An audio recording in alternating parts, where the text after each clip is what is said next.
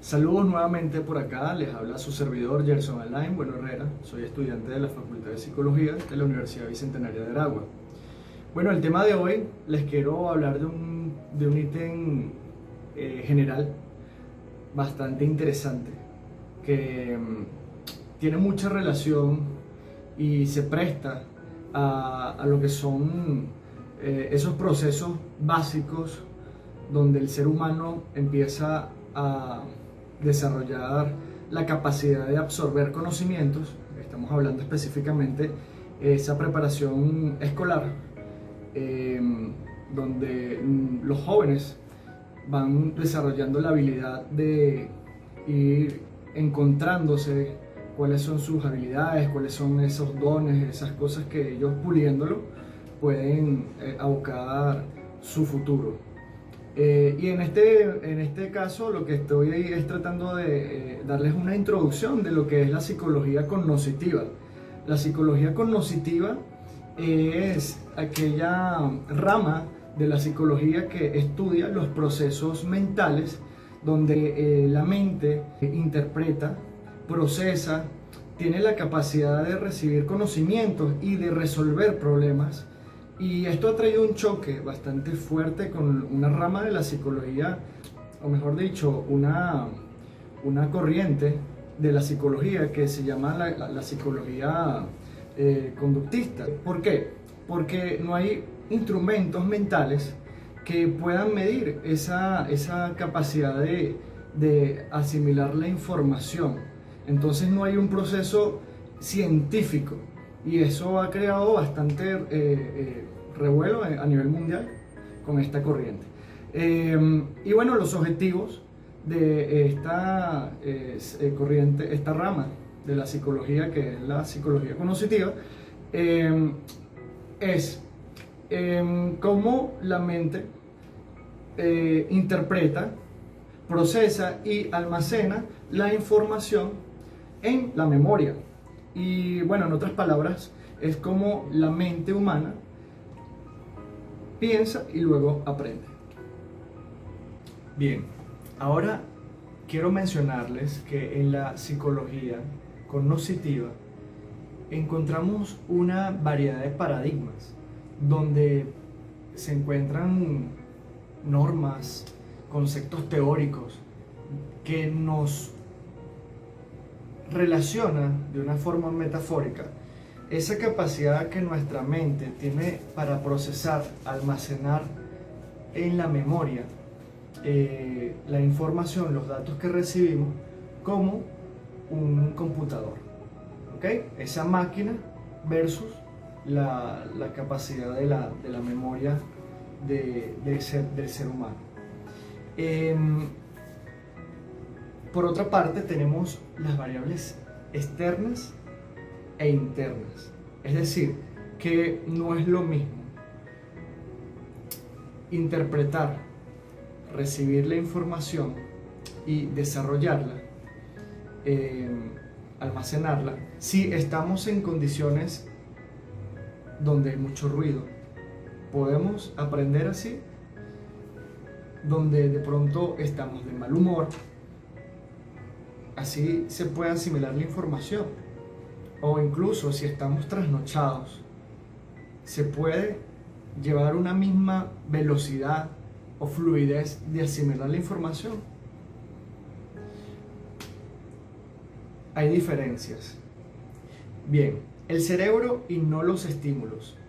Es importante aquí mencionarles que para esta rama, esta corriente de la psicología cognitiva, es vital entender que el cerebro es el responsable de las competencias humanas y no los estímulos. Esto es un choque completamente con otras corrientes como el psicoanálisis o de pronto el conductismo.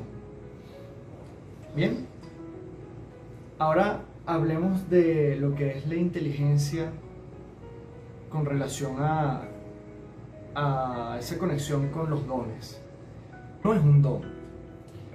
Y no es un don porque, pues, realmente la inteligencia se puede encontrar en esa aplicación de herramientas que nos permite pulir y realzar las capacidades de almacenar información que nos ayuda a tener esa capacidad de intelecto.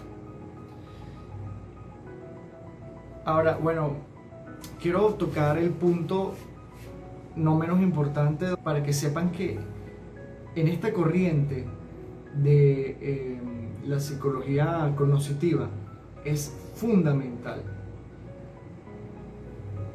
la memoria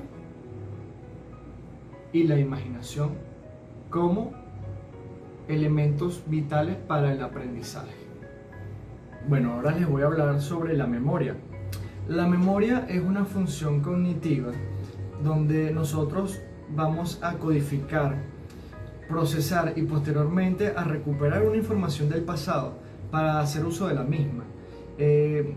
Aquí les quiero mencionar dos grandes autores del estudio de la memoria cognitiva, donde encontramos a Atkinson y Kifrin, y ellos se encargaron de establecer tres niveles, ¿okay? Tres almacenes de memoria.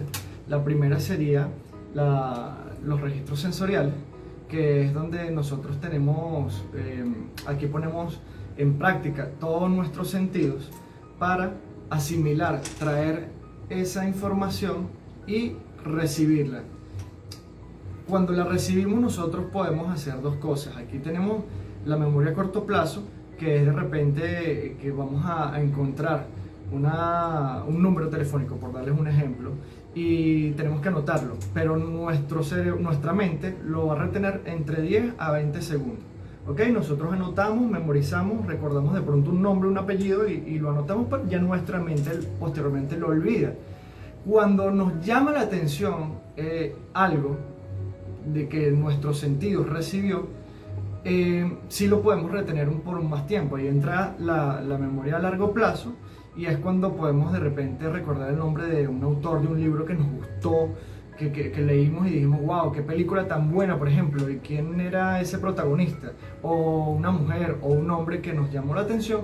Ahí podemos nosotros ver que nuestra memoria se abre de 10 a 20 segundos, más incluso poder recordar a largo plazo esa información. Bueno, ¿verdad que cuando nació nuestro hijo, la fecha de su nacimiento, lo recordamos? ¿Cómo fue esa sensación que sentimos? ¿Cómo fue su mirada o la expresión del bebé cuando lo vimos por primera vez? O de pronto la fecha cuando nos casamos, ¿cómo fue el día? Si el día era nublado o había un sol despejado en el cielo. Entonces esa es la memoria a largo plazo, y a eso me quiero dar a entender que es algo que vamos a recordar por siempre incluso. Bien, ahora remontémonos en el año 1972, cuando dos autores más, Craig y Locker, ellos creían que sí existían tres tipos de memoria, mas sin embargo ellos decían que mientras más se avanzara ese proceso donde se pudiera codificar la información, era mucho más fácil que pudiéramos retener ese mensaje, esos datos en nuestra mente. Y si lo practicábamos y si utilizábamos estrategias como usar colores, palabras claves, a largo plazo se podría inclusive mantener esa información retenida.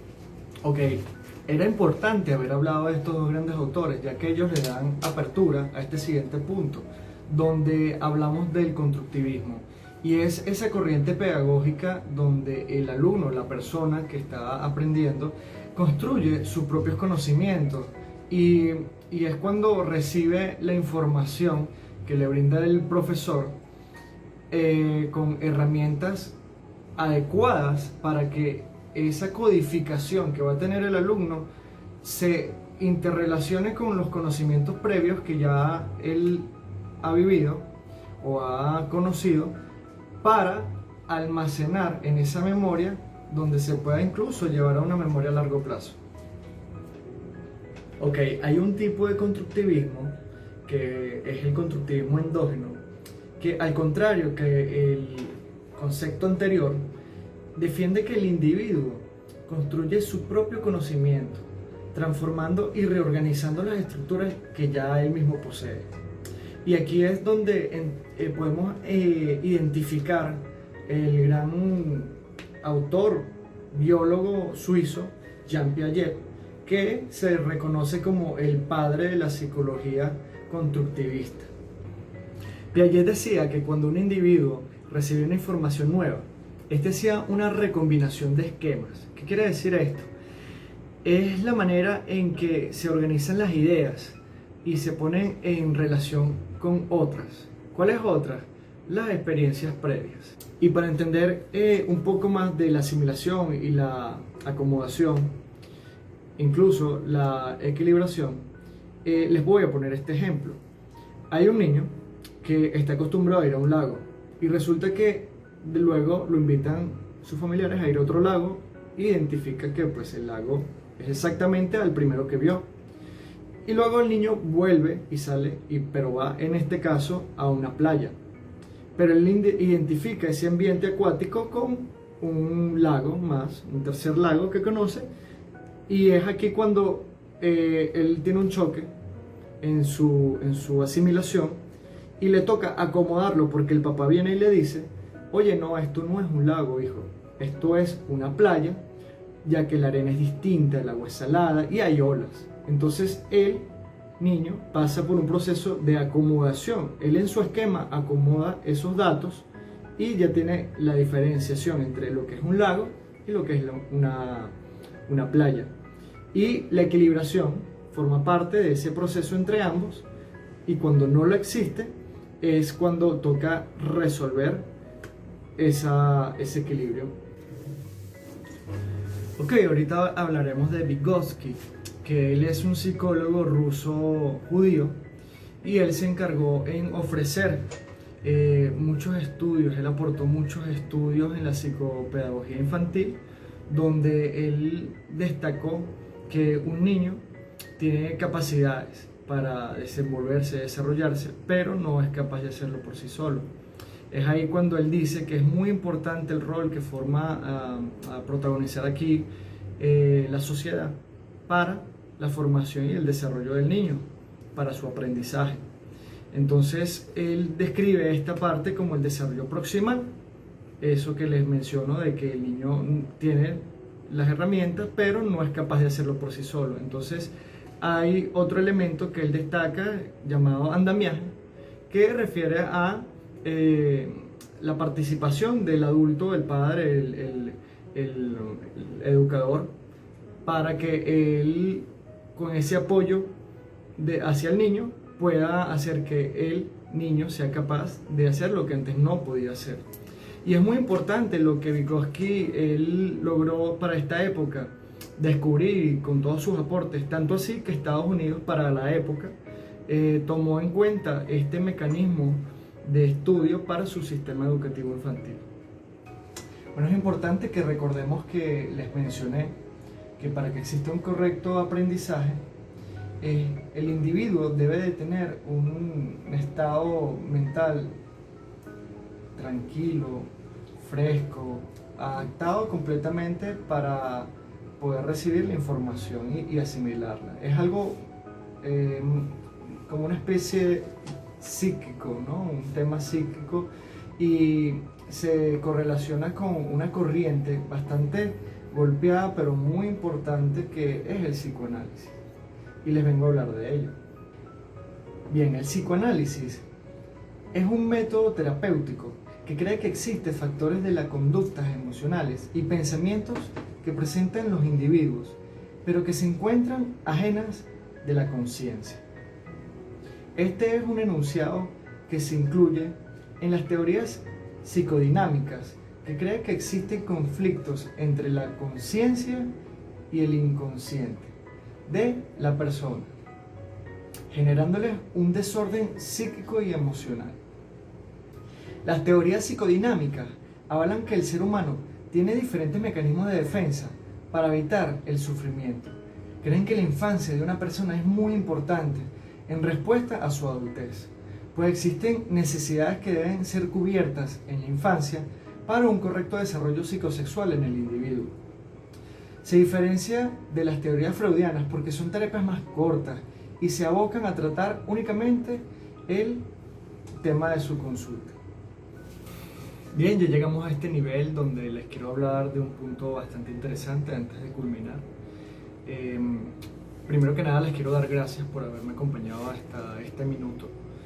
Les quiero hablar acerca de una corriente psicológica bastante renombrada a nivel mundial, y hablo es del psicoanálisis, específicamente de Sigmund Freud, que era un personaje austríaco, médico, neurólogo, y que él es el padre de la corriente psicológica del psicoanálisis freudiano, y de ahí, bueno, parten muchas teorías que él aportó para el estudio de la conducta humana. Y él habla en una de sus aportes acerca de la represión, y es esa parte donde el ser humano, desde los traumas que pudo haber vivido, desde sus experiencias vividas en su infancia o en el transcurso de su vida, que nunca resolvió, que están allí en el inconsciente y él no sabe que están allí, pero a través de una terapia psicológica, psíquica, se puede hacer que del inconsciente se traiga al consciente ese problema, para ahí reconocerlo, encontrarlo y trabajar en una modificación de un sistema de creencias para poder evitar círculos dañinos para sí mismo, para ese individuo. En este punto nos encontramos en que sí, ambas corrientes, el psicoanálisis y el cognitivismo, tienen puertas abiertas y otras cerradas, ¿no? Pero de cierta manera aporta a que hay que hacer una modificación. En el cognitivismo vimos que era la estructuración nueva de esos esquemas mentales para hacer que se pueda moldear esa falla, ese problema del individuo. Y bueno, aparte de ello, también Freud aportó muchísimo en el ámbito de que para él era muy importante el ambiente donde estuviera este individuo, algo que en el cognitivismo también vimos, que era muy importante la sociedad, el entorno del individuo, y de cierta manera hay una correlación también allí para que de una forma u otra se pueda mejorar ese patrón, esa estructura. Y bueno, Freud mencionó muchísimo acerca de las etapas del niño, donde desde que nace hay un proceso psicosexual que el niño va a experimentar desde que la amamanta, desde que el niño aprende a ir al baño y empieza a experimentar diferentes tipos de líbidos que hacen que el niño encuentre sus facetas sexuales, y que si no las vive y si no las explora de una forma natural y fluida, se va a proyectar en un problema a mayor, al presente, al momento de que él sea un adulto. Todo esto son grandes aportes de estudios psicológicos que él nos trajo y que les invito a que indaguen acerca de esto mismo. Los mecanismos de defensa aportados por Sigmund Freud pueden ser los mecanismos de desplazamiento, de negación, algo que en el cognitivismo también vimos, que era como esa falta de equilibrio, esa falta de alineación para ese conflicto entre el punto donde tienes un esquema y te tocó reestructurar tu esquema. Entonces, de cierta manera, esos conflictos también se correlacionan entre una corriente del psicoanálisis y la del cognitivismo. Ya hemos llegado al final. Quiero darles las gracias nuevamente, recordarles que mi nombre es Alain Bueno, Gerson Alain Bueno Herrera, y soy estudiante de la Facultad de Psicología de la Universidad Bicentenaria de Aragua. Les invito a que me sigan viendo en los demás videos que les he aportado, me regalen un like si les ha gustado y que se suscriban a mi canal. Gracias.